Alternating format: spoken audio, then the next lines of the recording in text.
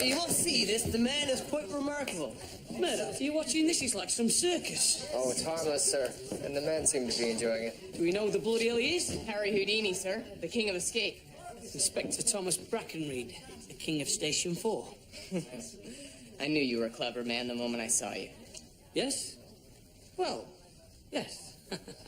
What can we do for you? Actually, it's what I can do for you, sir.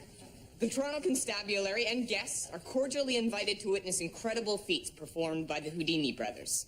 Tonight, at the Shaftesbury Theatre. Well, I suppose I could find the time. I'm sure you'll find it most entertaining. What next, gentlemen? Handcuffs! Hey!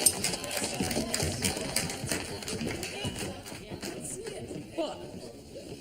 Well, I'm not going to turn down the offer of a free show. Neither are you. Sir, you need to get out more, and so does Dr. Ogden. All right.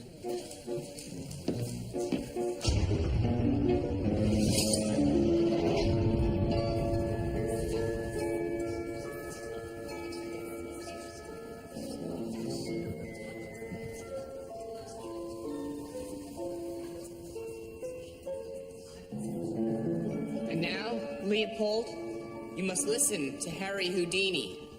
Think light thoughts and float.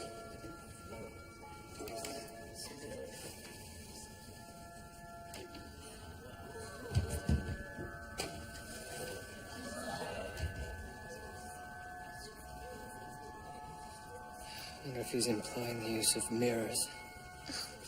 Don't ruin it.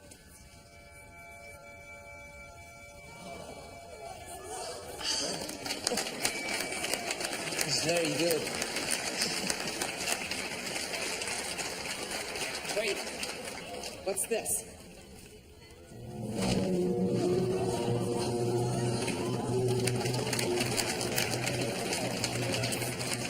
Miss Ruby, the Temptress of Mystery. Yes. That's quite an entrance. It certainly is. Miss Ruby, will you lend a hand? And now, good people, for the Houdini brothers' greatest escape.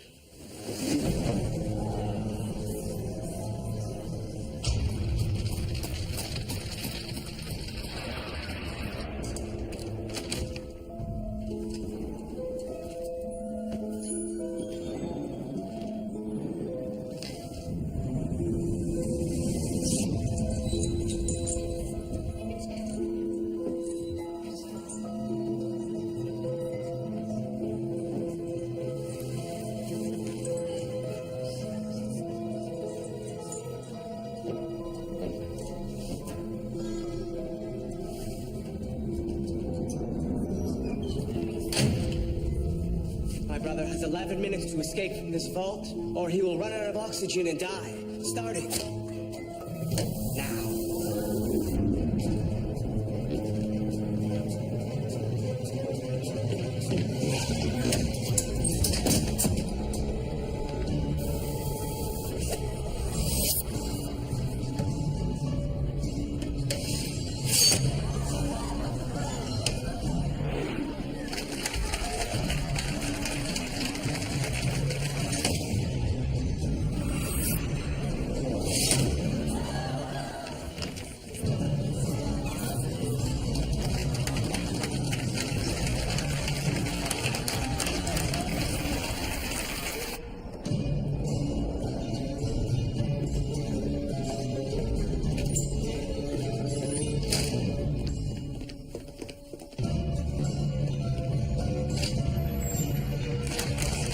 Been nearly 11 minutes, and still no sign of my brother.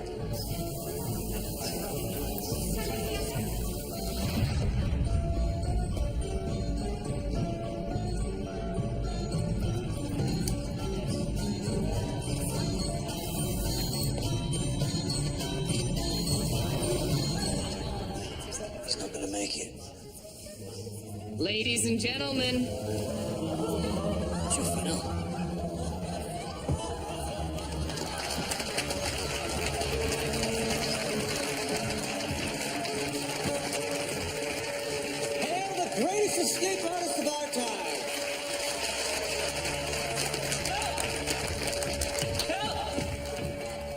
bank's been robbed. I think somebody's been killed. It was you who done it.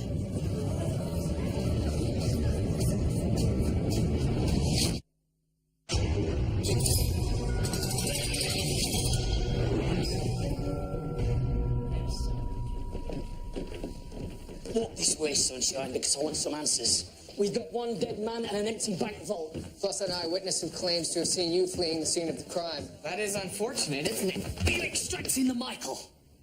Excuse me? Do you think you can make a fool out of the Toronto Constabulary? Dear sir, to whom do you think you're speaking? To the smug little smart-ass who pulled off tonight's bank robbery and killed a man. You, and probably that brother of yours. But sirs, you yourselves are witnesses to the fact that we were on stage the entire time. Your brother was. To distract us, I imagine. But you were missing.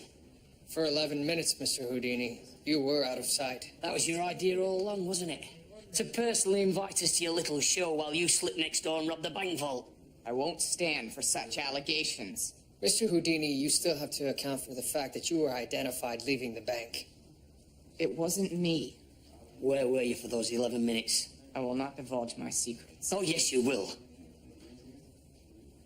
You haven't a lick of proof or you'd have already arrested me, am I right? I'll say good evening, gentlemen. I'm watching you, Harold. Harry. It's Harry Houdini. Soon everyone will know my name. Not for the reasons you'd like. Oh, he did it all right. With that brother of his, right under our very noses. But do you know what galls me the most? They invited us to the show just so we could provide him with an alibi. Sir, it's the bank manager? Edgar Sims. Detective William Murdoch. Inspector Thomas Brackenreed.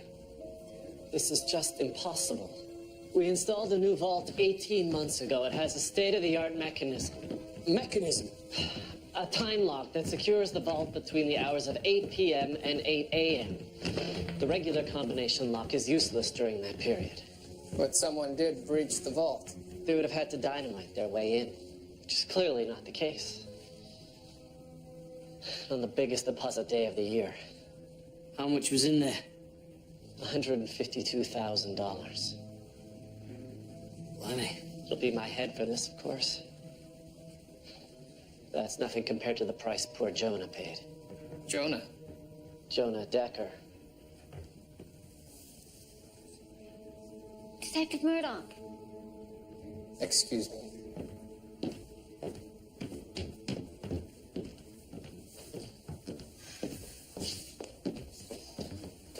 It would appear a victim was killed by blunt force trauma to the head. Fairly certain his occipital bone is fractured. So Mr. Decker was making his rounds, and the burglar sapped him on the back of the head. I'd like to take the body to the morgue now, if that's all right. Of course. Thank you. Do you mind? I usually only partake on the weekends, but these are extenuating circumstances. I'd say he's got 152,000 extenuating circumstances.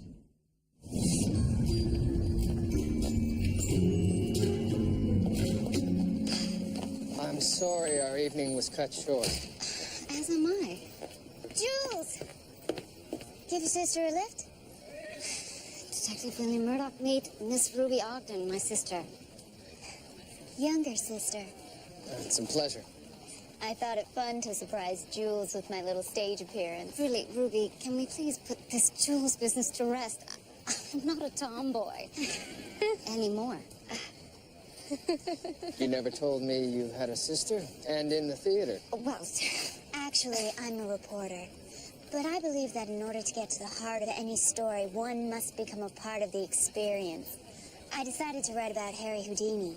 So naturally, you joined the show. We really must be going. I have a post-mortem to conduct.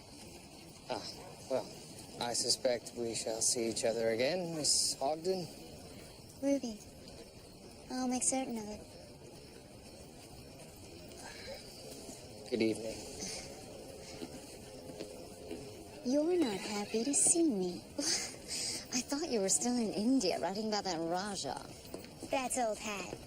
I was drawn to London, met the most fascinating novelist, Herbert George Wells. He became the subject of a series of articles, and now the world is at his feet. And I imagine, as usual, you became quite close with your subject? That would be kissing and telling. So now it's Houdini. I thought he would make an interesting story. And after this evening, even more so. Well, how lucky for him. It is, isn't it? So good to see you, Jules. We are gonna have such fun.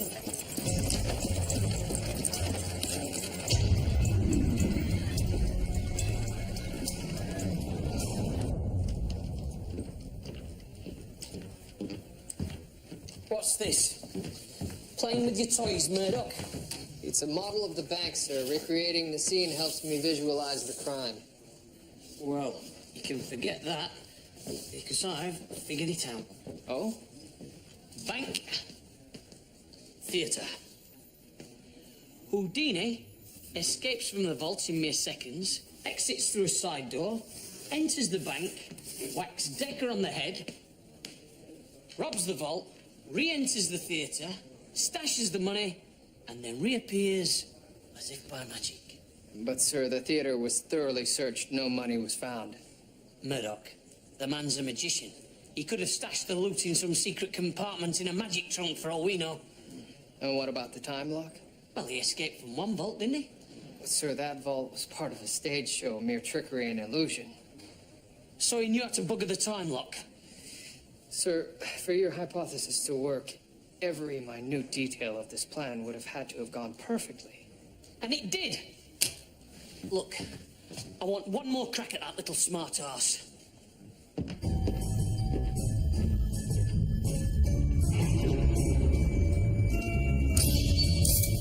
We'll have to keep an eye on this Houdini character. He's got a sharp tongue on him. Oh? Don't think his tongue will be a problem, sir. Why's that? What the bloody hell's he doing? It's a lung capacity exercise. He's practicing for his new escape. He's been in there for 2 minutes.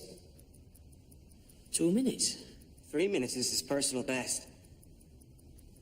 Oi, Houdini, get your soggy ass out of there. Please, sir. He's trying to concentrate. He's mastering his body. I'll master his body, all right. Now get him out.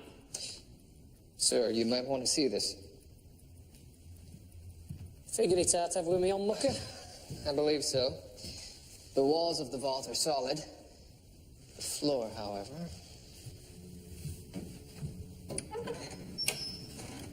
is not.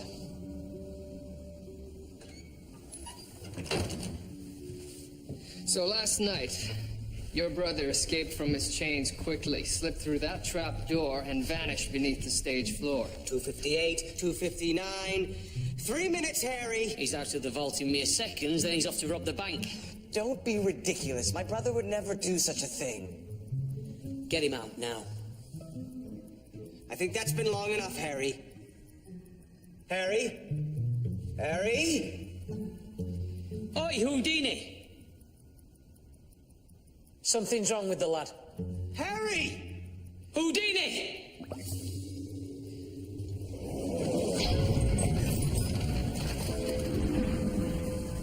Doctor. Oh, William, good grief. You scared me to death. Oh, I apologize about my appearance. I'm short-staffed and... Quite all right. I hope you're not here about Mr. Decker. I haven't had a chance to perform the post-mortem yet, for obvious reasons, but I will shortly. I appreciate that. However, I am here for a different reason. Oh, Yes. The inspector is of the opinion that Mr. Houdini perpetrated the murder and the robbery. oh, you sound skeptical. Yes, well, Mr. Houdini is very flamboyant, as though he's performing on a stage at all times. He's a born showman. That shouldn't make him a suspect. No, it shouldn't. However, he refuses to divulge where he was while the robbery was being committed on me. And further, as you already know, a witness claims to have seen Mr. Houdini fleeing the bank. Well, what do you think, William? Well, the witness could be mistaken, and Mr. Houdini could simply have been passing the time somewhere off stage as the robbery was being committed. So it may have just been a coincidence. It may or may not have. Therefore, I will need to interview everyone associated with the show, including Miss Ruby. And I thought it only fair to tell you beforehand. Yes, well, thank you. It's very good. William, Ruby may well be brash and somewhat dramatic, but I assure you she's not capable of murder. I'm sure it will be a mere formality. Good day, Doctor. Day.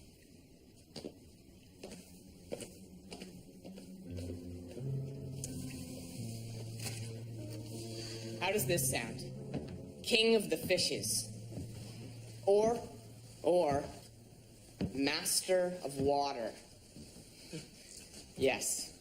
Yes. Someone write that down. I'll be writing you down for murder and robbery if you can't account for where you were those 11 minutes you disappeared, sunshine. Forget the 11 minutes, sir. I just went 3 minutes and 22 seconds without air. Can you imagine the possibilities for underwater escapes? A man died in that bank, and you're planning your next trick. I am sorry that man died and that the bank was robbed, but I had nothing to do with either. I'm an artiste, not a confidence trickster. Get your feet off! I would never use my skills to break the law.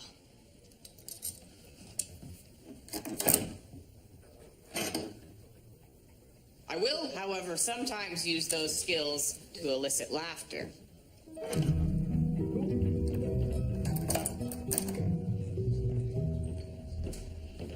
That man is an arrogant little git. Can't arrest him for that, sir. Another flaw in our justice system. What are you doing? I'm curious as to how the bank robber entered the bank without triggering the alarm. No, not robber, Houdini. I have an idea. Oh, this should be good. Butter. Butter, George? I believe he slathered himself in butter and slithered into the bank via the air vents. Bloody old Crabtree. He wasn't covered in butter when he returned to the theatre, was he? That's a good point, Inspector. Actually, sir, there might be something to what Constable Crabtree is saying. They're mine. There is? Well, not about the butter, George. The vents. Go on. Yes, well, I think he may have scaled the exterior wall and then slipped in through a small window into this 16-inch vent. He then came along through this vent and emerged right next to the vault. It's possible. Well done, Bugalooks. You could be onto something. No, he isn't. Sweet. Hello, Detective. Miss Ruby? A bit of help?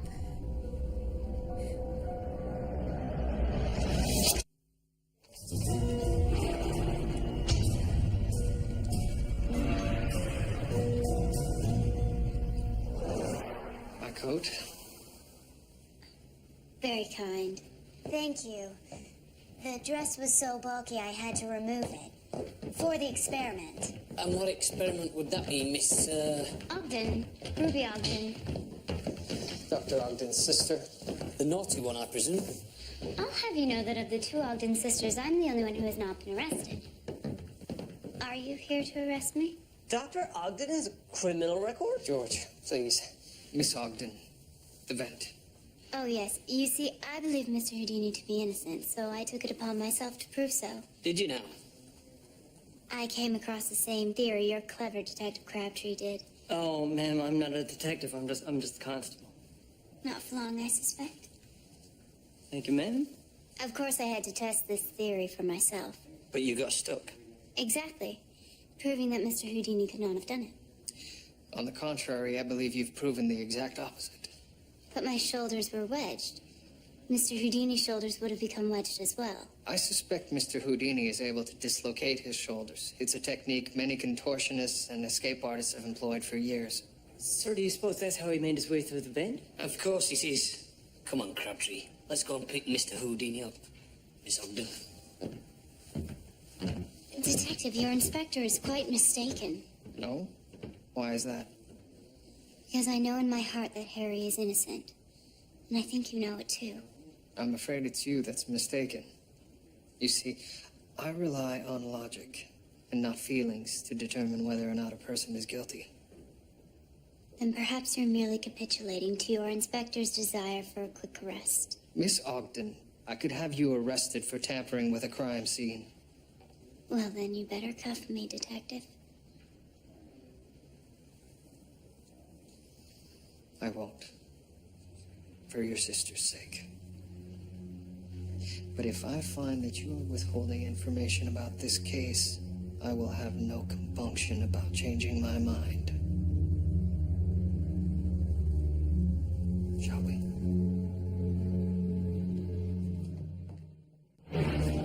We know how you pulled the bank job. That's more than I know, sir. Please, tell me your theory. On the night of your great vault escape, you were planning an even greater one next door. After you escaped the vault on stage, you went to the bank, then entered through the vents. Where you proceeded then to kill the night watchman and clear out the vault. The only flaw in your plan was that you were spotted by someone. Well done. I certainly could have done that. Is that a confession? You've got the wrong man. Tell me where you were during the vault escape. That's your only alibi. I don't reveal my secrets to anyone. And I don't have to tell them to you because you have no concrete proof of your allegations. If you want concrete, I'll give you bloody concrete. Maybe this will loosen you up.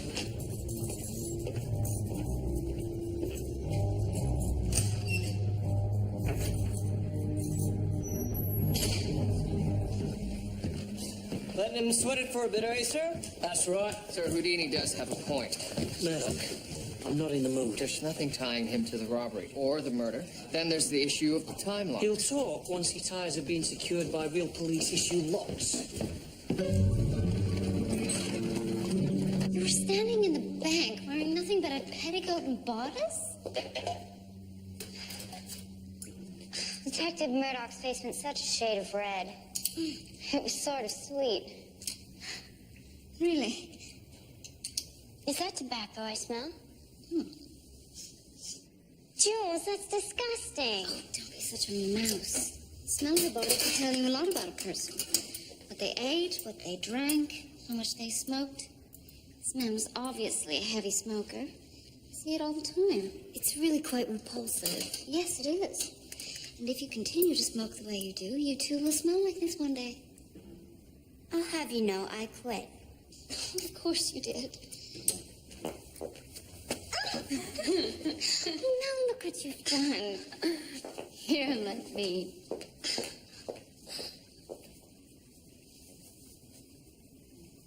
Have you paid Mother a visit? Jules, you know how I feel about cemeteries.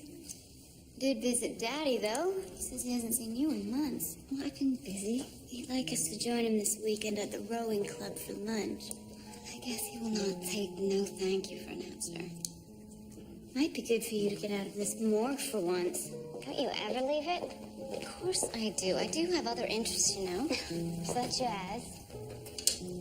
I read, cycle, I play tennis, attend the theater regularly.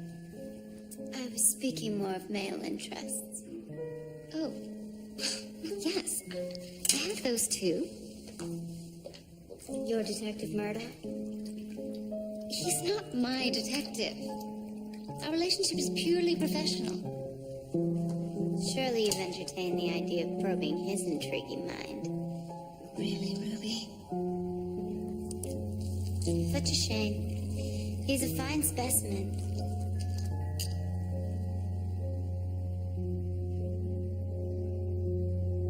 Jules, what is it? His blood. It's black. Smith, at least try and look busy. You really must do something about the locks on that holding cell, Inspector. Crabtree! Now double check the leg irons. Yes, sir. Here, let me help you. Thank you. Crabtree! Houdini! The vessels of his brains, lungs, and liver are all filled with black blood. Poisoned. Precisely. What kind of poison turns blood black? Something organic. An alkaloid, perhaps? Was it ingested? Most unlikely. The dosage required to kill someone would need to be massive. Injected, then? It's much more likely, far more efficient. Then there would have to be an injection site. I was hoping to have found it before you arrived. Ah. I can wait. Have you had a chance to visit with your sister? Yes. I received some arresting news from her. Regarding? Your conviction of character. Puns. Feeblest form of humor. Is it true, then? Your arrest. One hot summer evening when I was home from university, my colleagues and I enjoyed swimming off Hanlon's Point. Sans clothing. Most risque. I don't know which was worse, being arrested or having your parents find out. I found it. I'm sorry. I found it. The puncture mark. Come see. Go straight through the sclera and into the anterior orbit.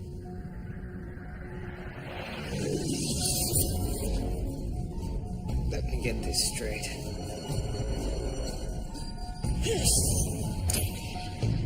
Mr. Decker was smashed on the head as part of the robbery, yet the burglar injected him with poison as well.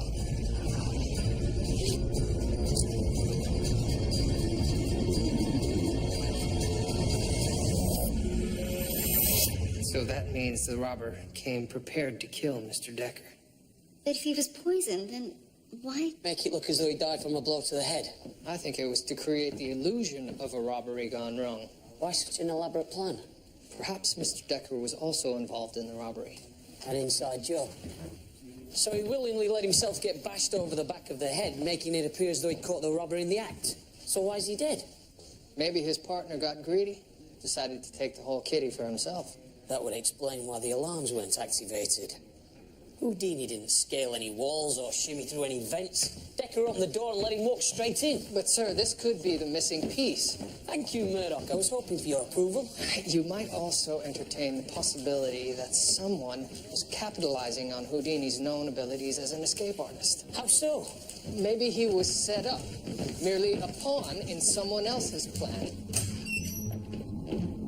Not likely, Murdoch. Pawns don't escape.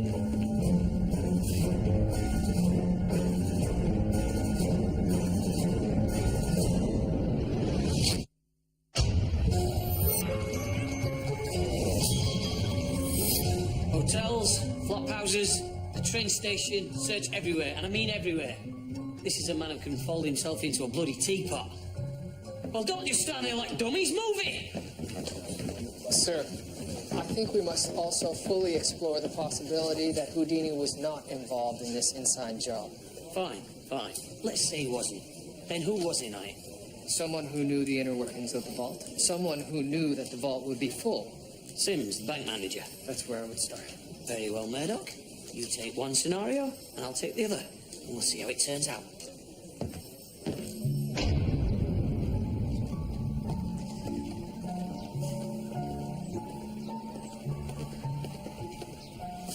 Ah, Mr. Sims, may I have a word? Of course, Detective. In fact, the bank owners are breathing down my neck, so I do hope you have some good news for me. Well, we have determined how the burglar entered the building. You have? Yes. He was allowed entry by your night watchman. Why would Decker do that? Unless... He was involved in the burglary. But he was murdered, wasn't he? I mean, how do you explain that? Killed by his partner. Partner? Yes, someone with intimate knowledge of the bank. Someone who knew that the vault would be full of cash. Are you insinuating that I may have been involved? You also had knowledge of the mechanics of the locks. Not the time lock. I couldn't have breached it. It's impervious. We shall see, Mr. Sims. Yes. Suppose we shall.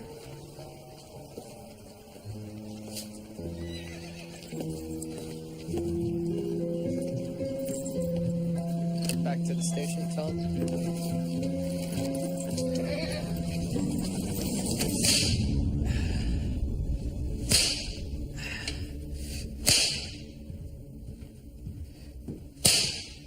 What are you up to?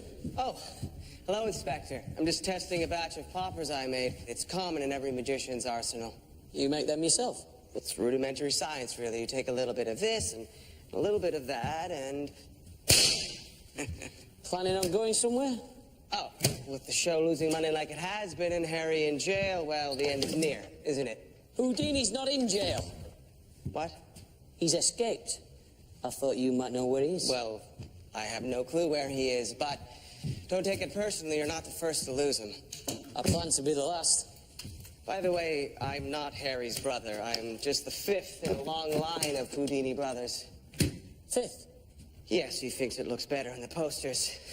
So who are you then? Oh, I'm Leopold Romanoff, illusionist. Why do you work for such a young lad? Harry Houdini is the greatest talent I've ever seen, but he's not much of a businessman. So you run the show?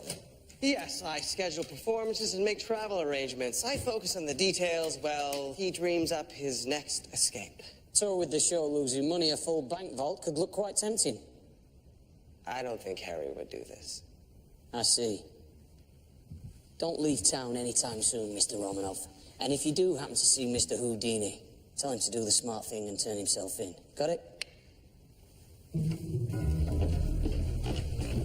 George, I need you to find out anything you can about Mr. Decker. Where he was before his job at the bank, if he was ever in any sort of trouble, criminal record, that sort of thing. Right away. Oh, and same for Edgar Sims. Sir.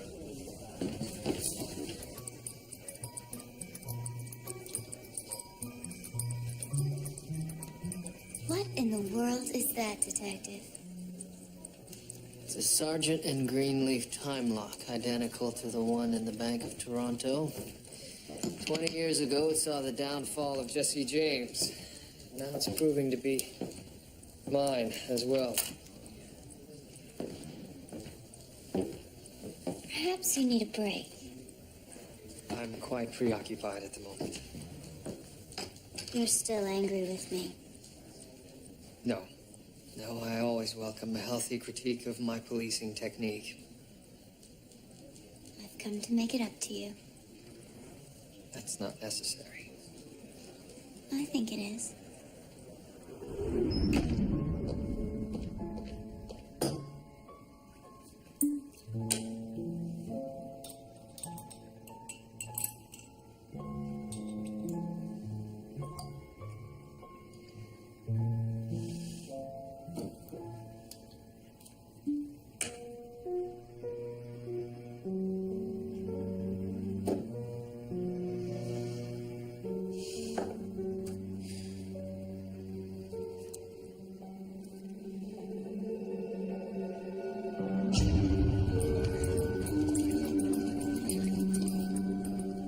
Never been treated to dinner by a lady before.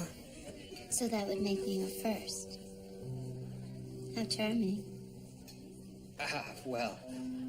You were speaking before about the novel that Herbert Wells wrote, The Time Machine. He's a notorious amorist, you know.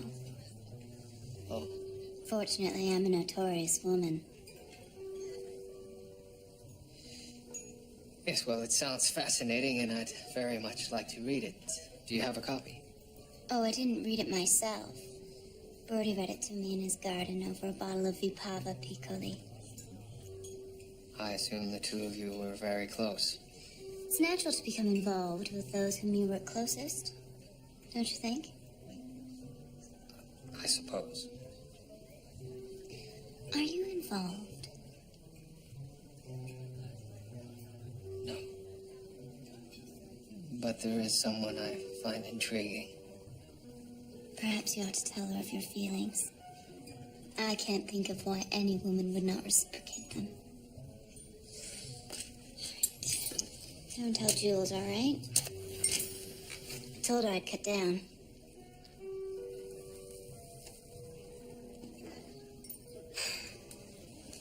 Good evening, Constable. Oh, good evening, Dr. Robin. You're working late this evening? As usual, I'm afraid. Detective Murdoch as well, I presume? Actually, he's gone out. Oh, I was hoping you could help me with something. You don't know where he is, do you? He's gone out? Yes, we've established that. Constable, is there something you're not telling me?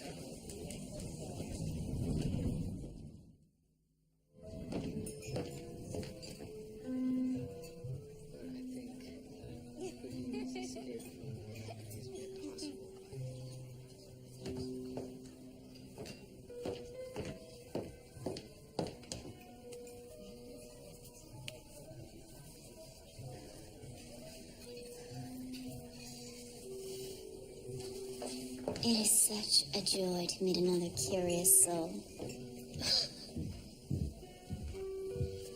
Good evening. Jules, what are you doing here? I'm sorry, I'm obviously interrupting. Nonsense. Please join us. Are you staying long? Depends on Detective Murdoch and whether he can help me with a mystery I'm attempting to unravel. Oh? What sort of mystery? Poisons. Then perhaps it was deadly nightshade that killed Mr. Decker.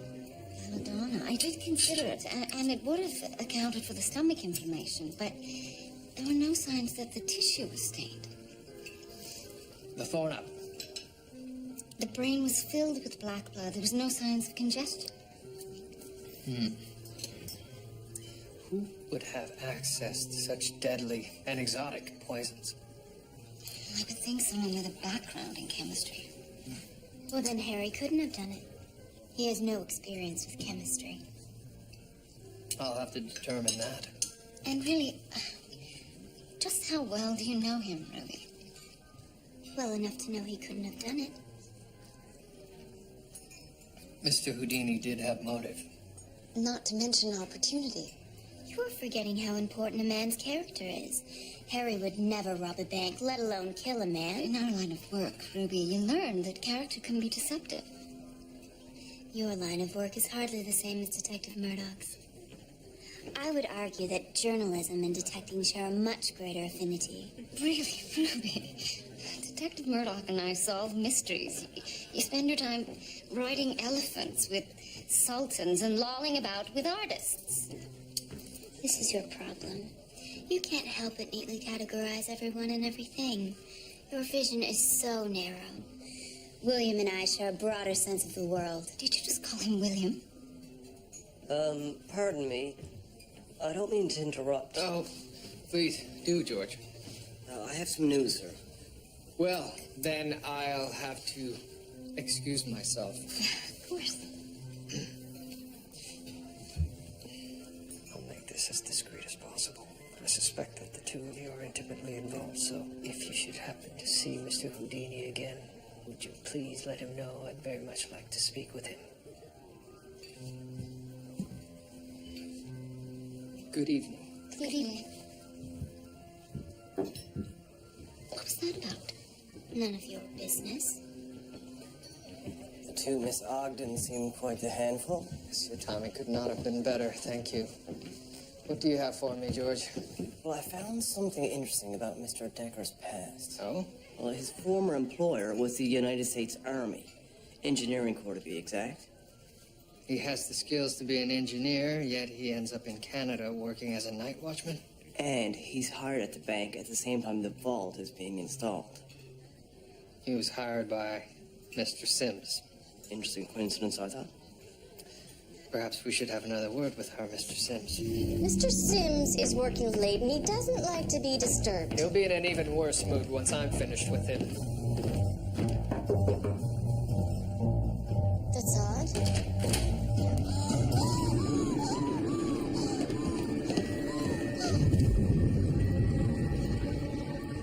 Dead. Sir, how can this be an inside job if both the inside men are dead? Because there's something else at work here, George, that we hadn't thought of. A third man.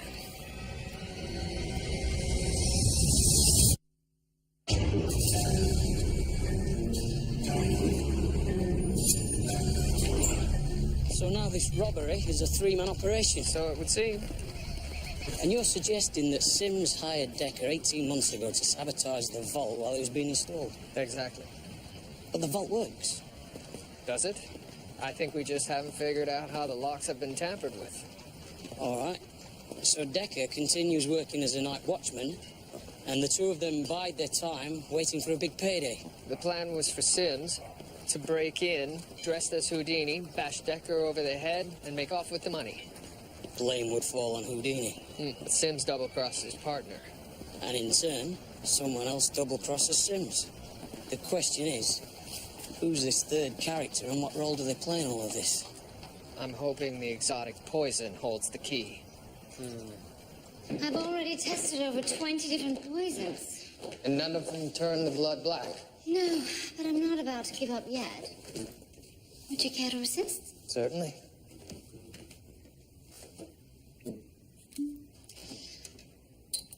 I want to apologize about last night. At dinner. That's no for hemlock. Apology isn't necessary. No for phenol. Ruby and I often find ourselves on opposite ends of a good debate. Or a bad one. It's no for strychnine. You know who usually wins? You've met Ruby. I think you know the answer. I think I may have won one battle, though. I think I might have convinced her to stop smoking. Oh? With the help of Mr. Decker. What do you mean? Well, she was here when I opened him up. That smell would convince anyone to quit. His body smelled of tobacco. Yes. Actually, both he and Mr. Sims reeked. Wait. Do you mind? Normally, I only partake on the weekends, but... Sims told me that he smoked only on occasion, yet his body also smelled heavily of tobacco. Nicotine.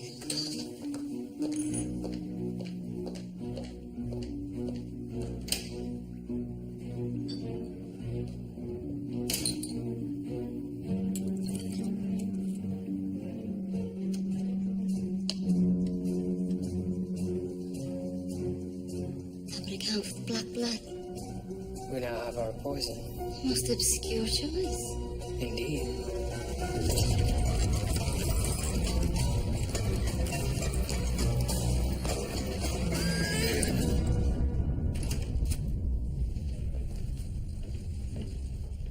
Don't turn on the light. I'd rather not have a run-in with that ill-spirited inspector of yours. He doesn't seem to like me.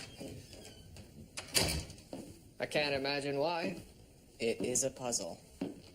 I take it you contacted Miss Ruby? Well, she's hard to avoid. How may I help you? Mr. Houdini, I need your opinion. Opinion? Yes, you exceed in illusion and showmanship. Thank you. And I've come to the conclusion that what I am dealing with here is an act of trickery, because all logical explanation seems to elude me. I see. And if I do help you figure it out, will that not implicate me and encourage you to arrest me again? Only if you're guilty. Then we have a deal. Clearly, the robbery was an illusion of some sort. Agreed. But I've examined the locks on the vault, and they weren't tampered with. Then, Detective, something else is amiss. What? If the vault is secure, there are no false walls, no tunnels. Illusions are steeped in deception. Something that makes the audience believe one thing to be true, while it clearly isn't. Such as? Say I make an entire train disappear. Well, obviously I didn't really, did I?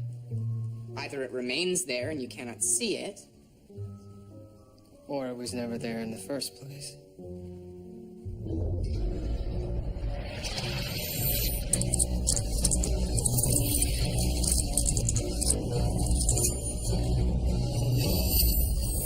It's not the vault. It's the bank. Did you have to drag us all the way down here, Murdoch? Sir, if you will, I have a demonstration. Well, get on with it then. I'll barely have time for a quick scotch before the missus expects me home. Oh, still on a short leash, are you, sir? Shut it, Crabtree. Sir, I believe that this robbery was the product of an illusion. Many patrons of this bank would disagree. Let me show you. Now, it's nearly 8 o'clock. The vault's time lock mechanism should be sliding into place now. George, please see that the vault is secure.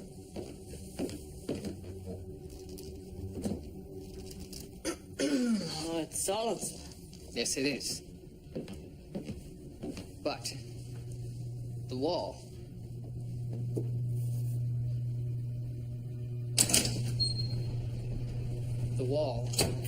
is not. Bloody hell. When the vault was installed, Mr. Decker used his abilities as an engineer to tamper with the building's structure. Specifically, this beam that the vault's bolts slide into. Now, by moving this beam over, as such, the vault door simply swings open. Gentlemen, the great Houdini and Detective Murdoch. What the bloody hell's he doing here? Stop that! Sir, I enlisted Mr. Houdini's help as a sort of consultant. He made me see that it wasn't the vault or the lock that were faulty.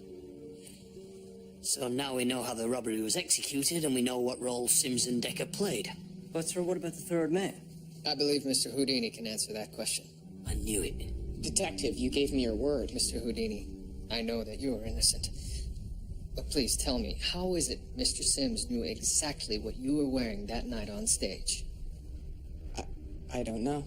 And how is it that you, a known escape artist, just happened to be performing in a theater right next to this bank on no less than the night it held more money than ever before? It had to be someone who knew your schedule. What about the poison? Are we not looking for a chemist? No, not a chemist. But he does have a background in science. There's only one person it can be, isn't there? Unfortunately, yes.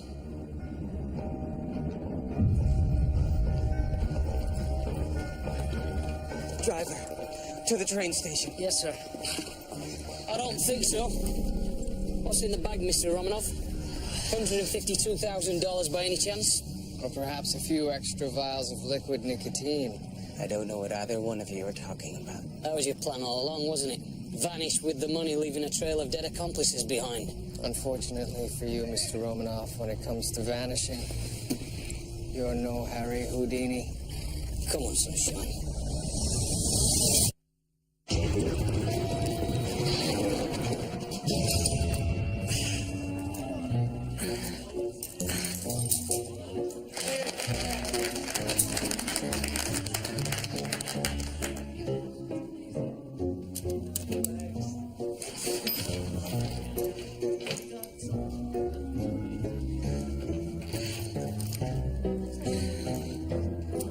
Having some trouble there, Mr. Houdini? Not for long, I assure you, sir. Have you heard back from Philadelphia yet? Yes, I spoke with the police there. Apparently Leopold Romanov had quite the history of flim-flammery. Indeed. He also spent time in jail with one Mr. Decker and one Mr. Sims. Where they no doubt hatched this plot. I think now that Houdini's been cleared, these two would get on a bit better. Inspector, these leg irons of yours, what have you done to them? A little trick that I like to call glue.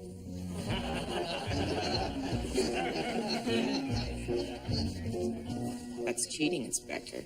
I prefer to call it the art of illusion, Harold.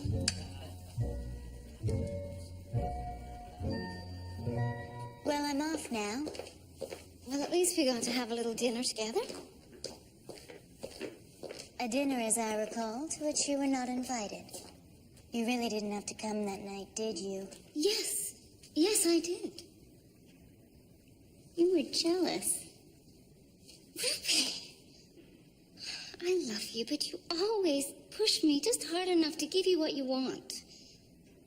You should know when it comes to William, I will not be pushed around.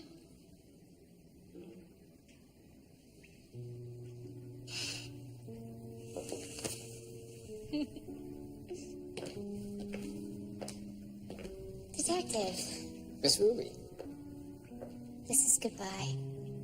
you're off then. I think my story about the great Houdini would be incomplete if I abandoned him now. And his career much poorer for it, I'd imagine. Do try to get Jules out of the morgue once in a while. Of course.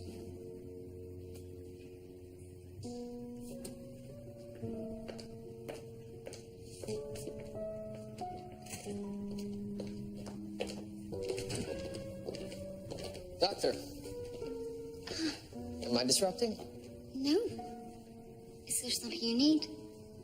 Well, I was hoping to go over a case with you. Oh, I see. About a young swimmer's blatant disregard for clothing. Might you discuss it with me? Over dinner. Why, yes, I'd be delighted.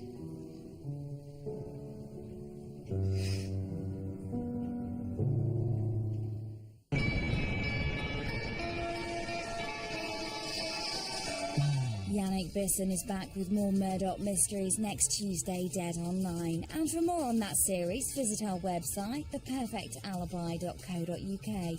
Next, Silent Witness.